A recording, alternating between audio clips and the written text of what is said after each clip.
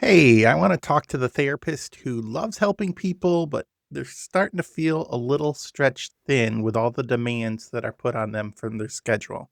If you want to try to create a product that will help you break you free from your calendar and create some more income, influence, and independence, then I have a program that's starting up in January. It's an online cohort of therapists who are working towards developing products that will increase their freedom and reduce the demands of maxing out their calendar.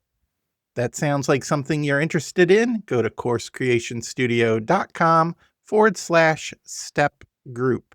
That's /step group to find out more information and what some of the details. And for the month of December, you can get the 12-month cohort for the price of the 6-month cohort. So just mention that when we have our discovery call and you'll get half price. I'm looking forward to helping you put your mission in motion.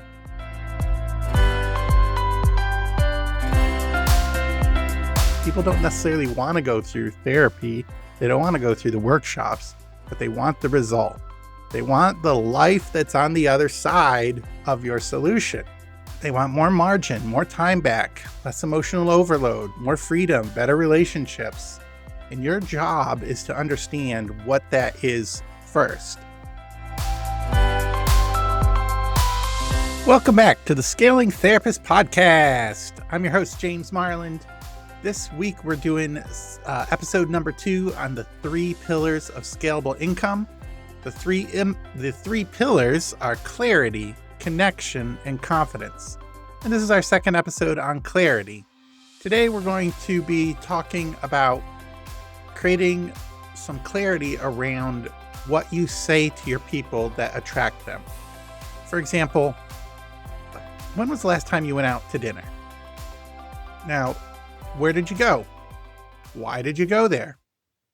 Did you just go to a place that said we serve food? Or did you go for something that was more specific? Did you go to Italian? Did you want a steak, a nice steak and potato with some vegetables? Did you go for something cheap? Something cheap and easy, like a fast food restaurant, maybe an Italian restaurant where they dim the lights. Maybe you went to one of my favorite places, a diner with nice breakfast. Whatever it is, I'm guessing that you didn't just go to a restaurant and said, oh, they serve food. They serve food. I want to go there. You went there to satisfy your hunger, but there was a deeper desire. Why did you choose one place over the other?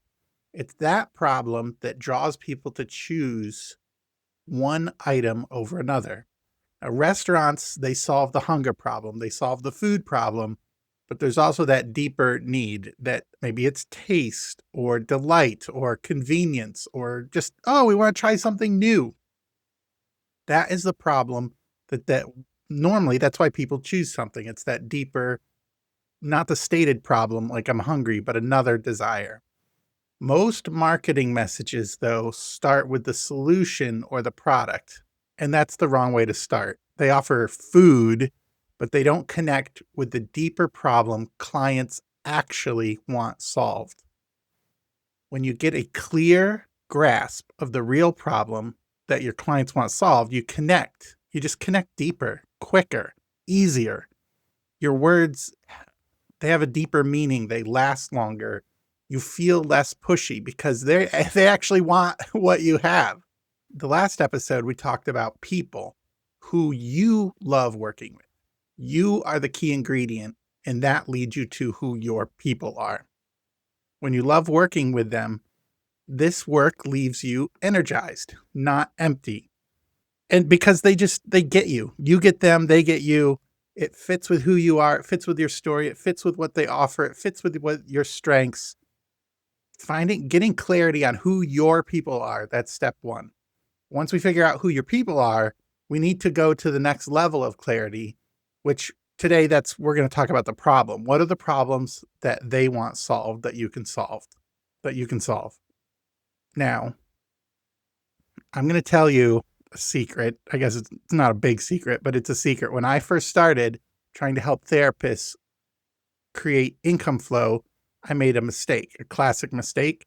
I started with a solution. Like I saw that therapists were highly educated and that their content could be turned into courses that people would want to buy.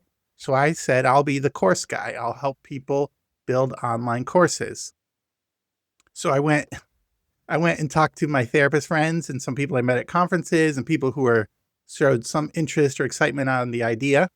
And I asked them, what problems do you have with making a course? And most of them said, well, I haven't really thought about making a course, so I don't have any problems. So then I made another mistake and I pushed and I said, well, if you were going to make a course, what problems do you think you would have?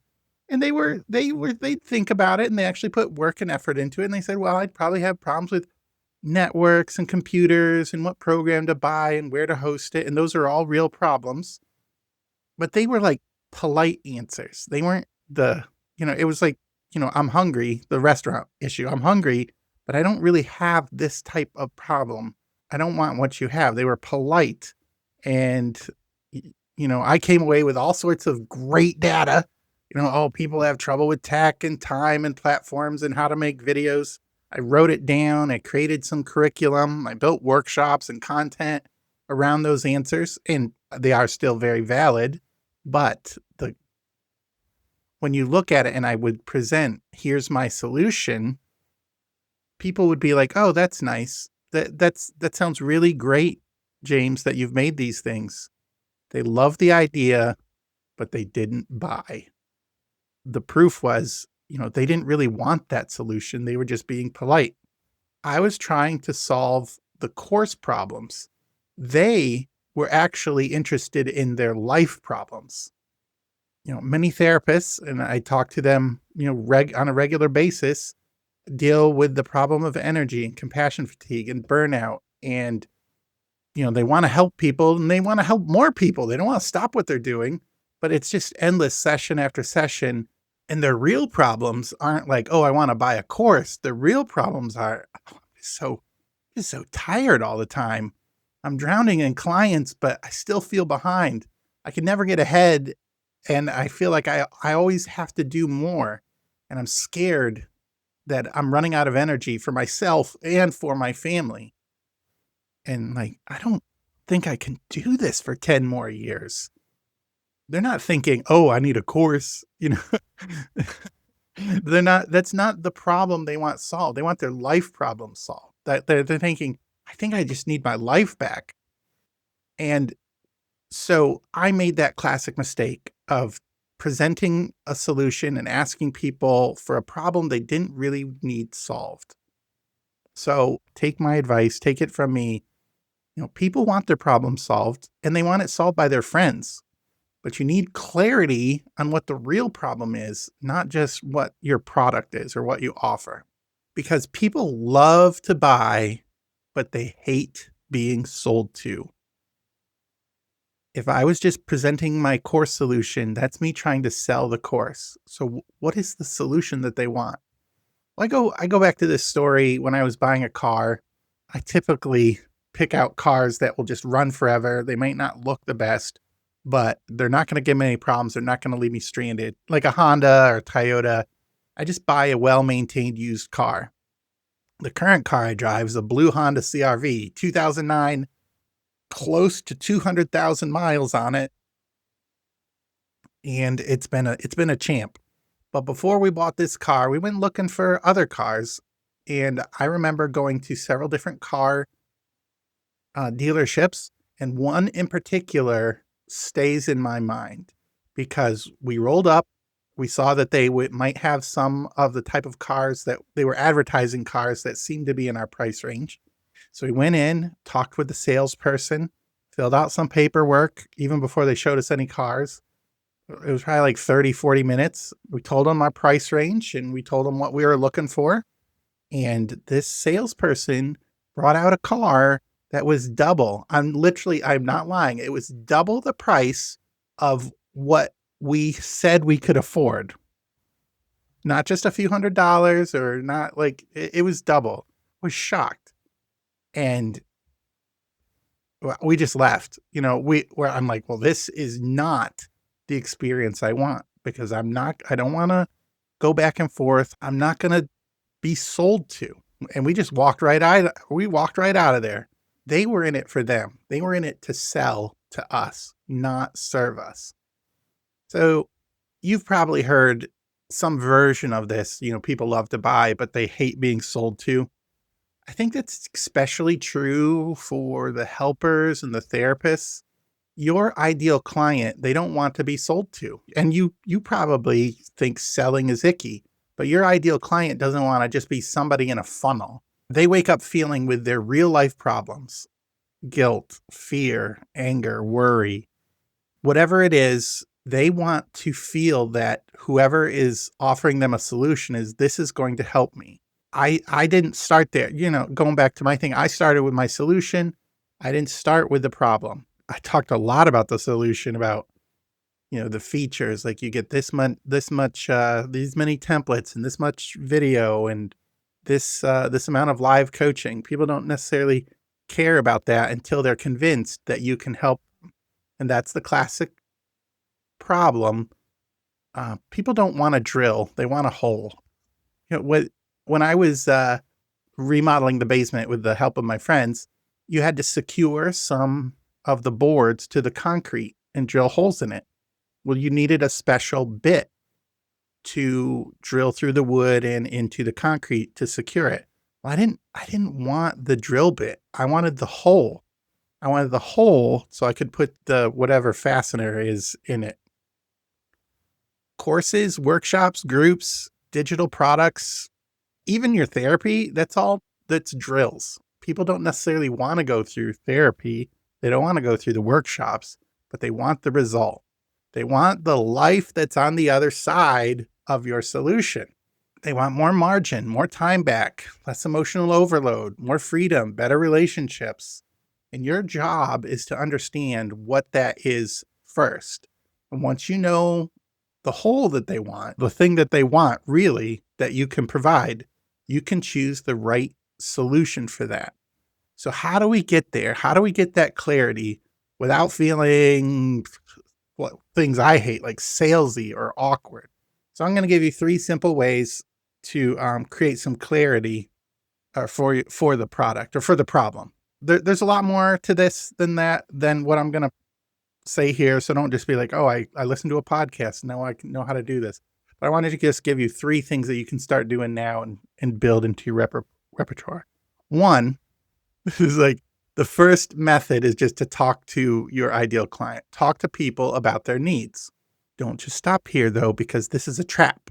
Because if you do what I did and said, hey, do you have problems with courses? And then people are polite, you're going to end up with bad data. Because people don't want to you're bringing them like, do you like this? Do you like this?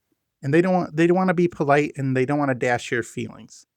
They're going to tell you nice things so that they don't hurt your feelings. So doing customer research is sometimes like asking your mom, do you like what I'm doing, Mom? And your mom will be like, oh yeah, sweetie, that's great. Tell me more about it. Oh, that's great. Your mom might lie to you to save your feelings, and that's what customers do. So enter the book, The Mom Test. It's one of my favorite books on marketing and asking questions. The promise of this book is that getting great customer data with questions even your mom could not lie to you about. You ask better questions, you get better data. Better data means better decisions. And it really changed how I ask questions about these ideas for products. For example, most of us ask questions like this. Do you like my idea? Do you like my course idea? Would you buy a course on this? People who care about you are just going to try to be nice. Or if they don't really care about you and they want to get you out of the office, they'll give you faint praise, but not truth. We don't need praise. When you're trying to create a product, you don't need praise. You actually crave honesty. The good news about talking to people and asking questions is, you're a therapist, you're trained in this. You already know how to do this. You already know how to ask good questions for a living. You just have to ask them in a different way. Think of these conversations as just an information gathering session, like an intake call, not a sales pitch. You're not trying to convince them they have a problem. You're trying to get the information from them. You're, you're talking about the history of the problem. You you stop talking about your ideas. In fact, the mom test says if you mention your idea, you might already pollute the conversation. So how do you do that? You start talking about their life. For example, instead of saying, "Would you buy a course on therapy burnout?" you try questions like, "Have you ever felt close to burnout in your practice?" Or what was the last book you read about burnout? Or what was the last video you did? Do you know anybody who struggles with the problem of burnout? What have you tried to fix this problem? What's frustrating or missing about those solutions that you've read?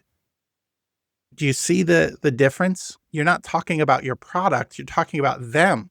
You're talking about real experiences, not future guesses. You ask about their actions, not what they think about it or what they think they would do, but what have they really done?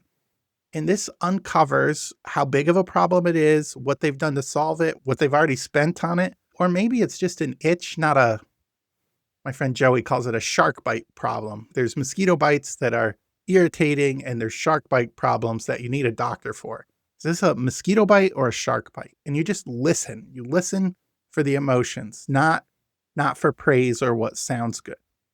When somebody says to me, "I'm tired of feeling like my life belongs to my calendar," that's gold to me. That's treasure. Like, that is somebody who is in line with my ideal client, trying to free people from being chained to the schedule.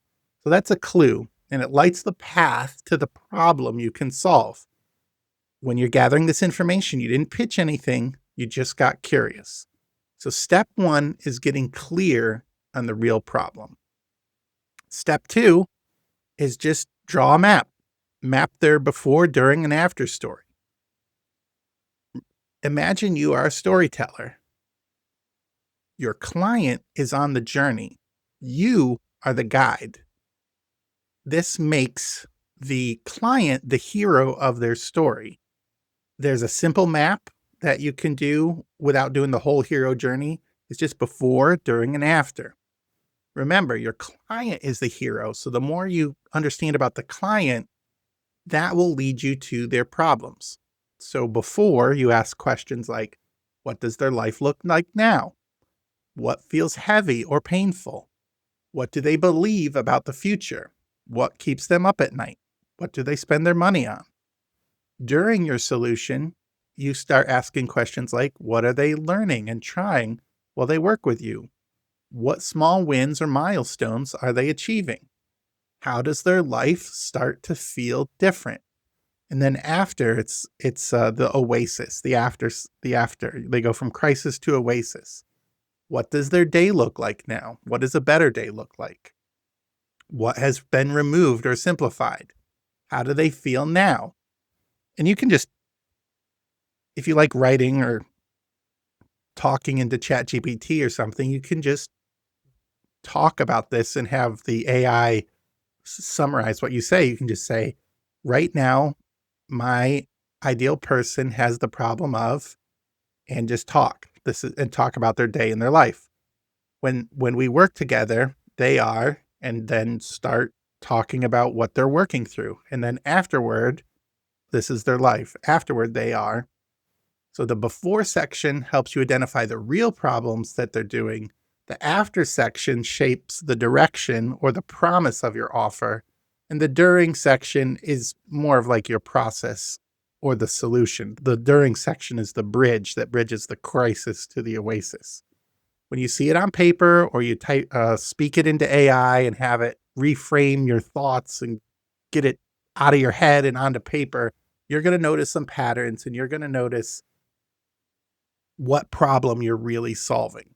You know, I'm not really solving this need. I'm actually solving for this need.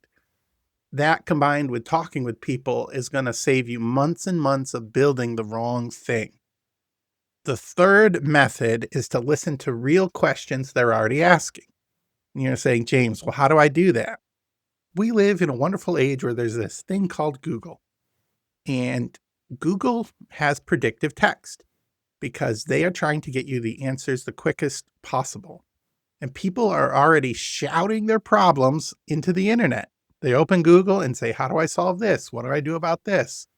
And Google tries to predict what they are trying to say. Type in your main problem and see what prediction comes up. Now, 3-4 years ago, I would, write down the top 10 and do some research and dig a little bit.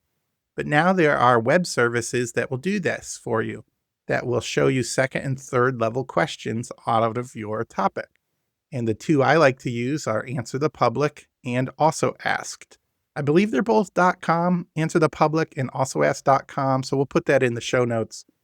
But those two things will show you, you put your topic in and it'll give you a database, a spreadsheet of questions and also some graphs of what people ask and how they're asking. And these are great things to see if there's a lot of questions asked about this. It's a great way to see how you can niche down into your specific solution. You could also search Reddit. Reddit has like, how do you do these things, and Facebook groups. And also, if you have like notes or things to DM, you can just search for your problem inside your own notes, your own email, your own Google Docs, and see what comes up, see what you've already done. So you could, for me, I could type in therapist burnout or private practice second income or never enough time.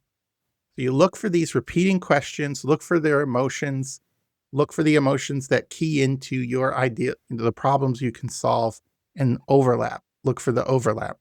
So when you combine these things, the mom test conversations where you're talking to real people, the map of before, during, after, and then the real questions that people are asking on the internet, the predictive text, you stop guessing. You're getting clear about what you're doing, and you start seeing the problems that people want to be solved. The clarity you get is going to change your behavior. At the beginning of my journey, I talked a lot about the solution. I talked about courses, how to set them up, how to record them, how you can create passive income from them, the web page you need, the email systems. People like the idea, but they weren't ready for that conversations. In their mind, and I've actually been told, well, I don't want to build a course. The problems they want to be solved, as I have discovered over the last 3 years, is I need margin. I need my time back. I need to give time to my family. I need to feel more human. I can't keep working for this many hours and still feel like I am helping anyone. I've changed my message. I've changed my behavior, hopefully connecting with more of my ideal client, saying instead of like, let's build a course, to let's build some income flow. Let's free up some of your time. Let's make something that doesn't depend on you to be in the chair every waking moment. The things I use and the education I've gained and the courses I've taken, that hasn't changed too much. I mean, I still use courses. I still use content, training, webinars and programs, email, web pages. I still all use those things, but I'm tying it to the clear message, the real problems that people care about. And that's the power of clarity over the problem. You stop feeling like it's all this extra work. They start seeing that there is a way out and there's hope because you understand the problem that they care about. Your marketing stops sounding like noise or trying to sell people. It actually starts sounding like relief, like value, like I can get out of this problem. So if you're like me and you thought, and you're like, oh, I don't want to sell and I have I have this solution, but nobody's listening to me, nobody's buying. It could be because you're not clear about the problem you're solving. So here's some simple steps you can take this week to just start getting clarity on this. Pick a person that you feel called to serve. Not everyone, just an individual person. And talk to 2 or 3 people with that type of description. You can use your skills and also some of the principles from the mom test. Ask them about their life and have they struggled with this problem? And you fill in the blank with the problem that you believe you think you can solve. Ask them, what have they already tried? Ask them what frustrations are missing about what they've already tried. and then sit down and draw up the map. It's not going to be perfect, but done is better than perfect. And you're going to learn that you iterate. The more you know, the more you can fill in the blanks. But write down before my person is, during my solution the person is, and after my person is. Don't make it perfect, just be honest. So look for one problem that shows up again and again. This could be the problem that's worth building around. A clear draft, a clear direction is better than a perfect idea that never gets done or never gets implemented. So in closing, clarity about your people was step 1. Clarity about the real problem is step 2. And this is how you move from I'm selling to I'm helping people. I am offering value. Imagine a year from now, you're still helping people, but you're not owned by your calendar, and that you've replaced some of those hours that sap you with income flows that even on days when you don't see clients, you're still bringing in an income. And that you have energy for the people you love and energy for yourself. It starts with creating something that solves a real problem for the people you love to serve. I know you can do it. So in the next episode, we're going to talk about the product and the price. So we've gotten clarity on the people, which starts with you. We've talked about the problem, and now we're going to talk about the product and price. And if you hate selling like I do, we're going to look at how to design these offers that feel like service, not pressure. Hey, and finally, if you want clarity on a product that you can make and you have some ideas, join me for the free webinar December 11th at 11 a.m. That's Eastern Standard Time. And I call it Beyond Fully Booked. The link will be in the show notes. Thanks so much for listening to the Scaling Therapist podcast. Serving you and helping you create some margin in your life is just a great joy for me. And I love hearing the stories about people who are taking what they know and turning it into income flow. I will see you in the next episode.